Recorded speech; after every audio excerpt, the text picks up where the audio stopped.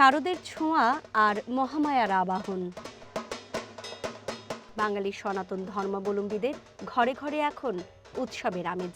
মণ্ডপে মণ্ডপে চলছে সাজসজ্জার শেষ মুহূর্তের প্রস্তুতি। প্রতিমা সাজানো, আলোকসজ্জা, ধূপ, ধুনো, ঢাক, ঢোল সব মিলিয়ে যেন এক ধর্মীয় ও সাংস্কৃতিক মিলন মেলা। শাস্ত্রমতে যদি ষষ্ঠীর উপযুক্ত সন্ধিকাল না পাওয়া যায় তবে পঞ্চমীর দিন সন্ধ্যায় বোধন, আমন্ত্রণ ও অধিবাস করতে হয়। অর্থাৎ এবার ষষ্ঠী তিথি পুরোপুরি সন্ধ্যায় মিলছে না, তাই নিয়ম মেনে পঞ্চমীর সন্ধ্যায় অর্থাৎ শনিবার দেবী দুর্গার বোধন করা হয়। পুরাণ অনুসারে দক্ষিণায়নে নিদ্রিত দেবী উমার নিদ্রা ভাঙার জন্য এ বোধনের মাধ্যমে বন্দনা পূজার আয়োজন করা হয়। বোধন দুর্গাপূজার অন্যতম আচার, যার অর্থ জাগরণ বা চৈতন্যপ্রাপ্ত।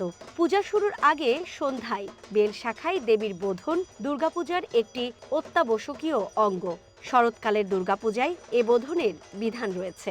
পুরাণ অনুসারে ভগবান রামচন্দ্র শরৎকালে রাক্ষস রাজ রাবণকে বধের উদ্দেশ্যে দুর্গাপূজা করেন। তিনি অকালে এ বোধন করেন বলেই এটি অকাল বোধন নামে খ্যাত।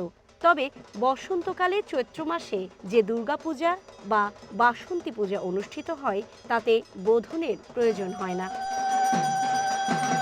আজকের আয়োজন হচ্ছে বোধন। বোধন মানে নিদ্রিতা দেবীকে জাগ্রত করা।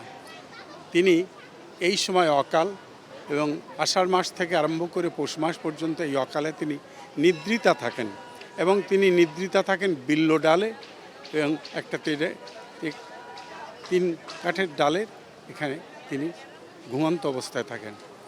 আমরা তাকে স্তুতি করে জাগ্রত করেছি এবং তিনি বর্তমানে বোধন পূজা গ্রহণ করেছেন এবং জাগ্রত হয়েছেন। পাদ্য অর্থাৎ পা ধোয়ার জল, অর্ঘ্য একটা উপাচার, চাল, তিল, দূর্বা এগুলো দিয়ে একটা উপাচার, পাদ্য অর্ঘ্য, আসমনীয় মুখ ধোয়ার জল, পাদ্য অর্ঘ্য, আসমনীয়, ধূপ, দীপ, নৈবেদ্য, তারপরে এরকম 16টা জিনিস দেওয়া হয় মাকে, তাকে বলা হয় ষোড়শোপচারে।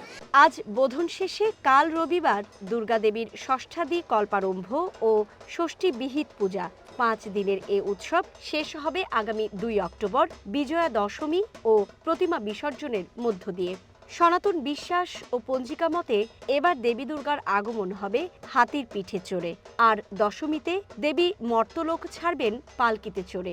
প্রথমে আগমন যদি হস্তিতে হয়, শস্যপূর্ণ বসুন্ধর হয়, এইটা তার মাহাত্ম্য। এটা তার গজেচ জলদা দেবী শস্যপূর্ণ বসুন্ধরা।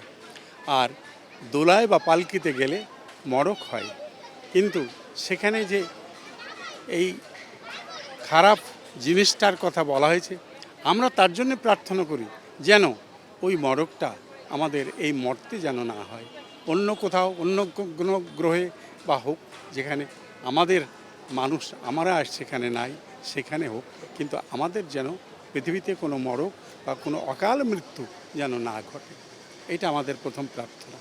রাজধানীতে 259টি মন্দির মণ্ডপে এবার দুর্গাপূজা হবে, আর সারা দেশে মোট মন্দির মণ্ডপের সংখ্যা 33,355টি, যা গতবারের তুলনায় হাজার খানেকের বেশি।